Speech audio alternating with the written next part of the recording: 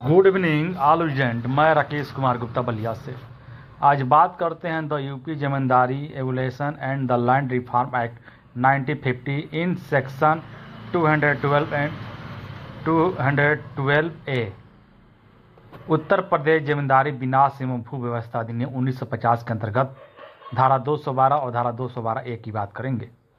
धारा 212 के अंतर्गत नियमित वाद रेगुलर सूट दायर करना पड़ता है, जबकि धारा 212A में केवल प्रार्थना पत्र ही देना पड़ता है और इस धारा के अंतर्गत की गई कार्रवाई संक्षिप्त प्रकृति समरी इन नेचर की होती है। धारा 212 में मुकदमा ग्राम सभा दायर कर सकती है, किंतु धारा 212A में भूमि प्रबंधक समिति के सभापति, मंत्री या कोई भी सदस्य प्रार्थना पत्र दे सकते हैं। धारा 212 के प्रधान ग्राम सभा को वर्णित जोतदार की बेदखली का अधिकार देते हैं, जबकि धारा 212A केवल बेदखली को संक्षिप्त तरीके से बताता है। धारा 212 क के प्रावधान धारा 212 के प्रावधान पर कोई विपरीत प्रभाव नहीं डाल सकते, जबकि धारा 212 के अंतर्गत किया गया मुकदमे का फैसला धारा 212A पर बाधित बाइंडिंग है। इसका अर्थ यह है कि यदि कोई पक्षकार धारा 212 के अंतर्गत मुकदमा हार जाता है तो धारा 212A के अंतर्गत मुकदमा नहीं चला सकता, क्योंकि धारा 212 का फैसला धारा 212A पर बाधित है। किंतु कोई पक्षकार धारा 212A के अंतर्गत मुकदमा हार जाए तो धारा 212 के अंतर्गत सामान्य वाद रेगुलर सूट दायर कर सकता है और पूर्ण न्याय रेस जुडिकाटा का सिद्धांत लागू नहीं होगा। इस प्रश्न का मुकदमा है रेस जुडिकाटा में CPC धारा 11 में बताया गया है, ठीक है, पूर्ण न्याय सिद्धांत बताया गया है।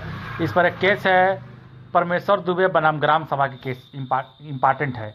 उत्तर प्रदेश जमींदारी विनाश एवं भू व्यवस्था अधिनियम को धारा 212 के अंतर्गत परमेश्वर दुबे के खिलाफ चक आलम गांव के सभापति ने एक मुकदमा दायर किया कि विवादग्रस्त भूमि एक गढ़ही पौंड थी, जिससे पास खेतों की सिंचाई होती थी और जिस पर परमेश्वर ने अनधिकार कब्जा कर लिया, अतः उसे बेदखल कर दिया जाए।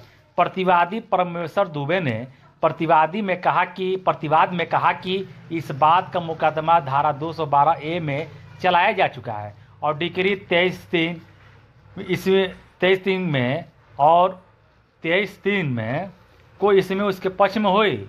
निचली अदालत और अपील कमीशन पूर्ण न्याय जुडिकाटा के नियम को नहीं माना।